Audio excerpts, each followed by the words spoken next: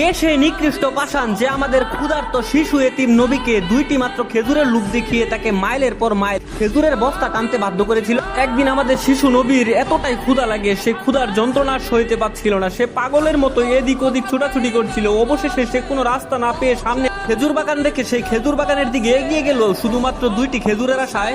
যখন আমাদের এতিম শিশু নবী ক্ষুধার করুণ যন্ত্রণা সইতে না পেরে আবু জাহেলের কাছে দুইটি খেজুর চাইলো, তখন আবু জাহেল বলল, তুমি যদি এই বস্তা আমার বাসায় নিয়ে যেতে পারো তাহলে তোমাকে দুইটা খেজুর দেওয়া হবে। তখন এতিম ক্ষুধার্ত শিশু নবী কোনো রাস্তা না পেয়ে সেই বোঝা নিয়ে যেতে সে রাজি হয়। খেজুরের বস্তাটি এতটাই ভারী ছিল যে একটি প্রাপ্তবয়স্ক মানুষ নিয়ে যেতেও তা অনেক কষ্ট হবে। সেই ভারী বস্তাটিকে দিয়ে নবী সাল্লাল্লাহু আলাইহি সাল্লামকে মরুভূমির উত্তপ্ত বালির পথ দিয়ে হেঁটে নিয়ে যাওয়া হয়েছিল। মরুভূমির উত্তপ্ত বালি এবং রোদে নবী সাল্লাল্লাহু আলাইহি সাল্লামের মাথার গাম পায়ে পড়তে শুরু করলো এবং তৃষ্ণায় তার বুক ফেটে যাচ্ছিল। তবু এই পাষাণের বুকে একটুও দয়া হয়নি। সে পাশ থেকে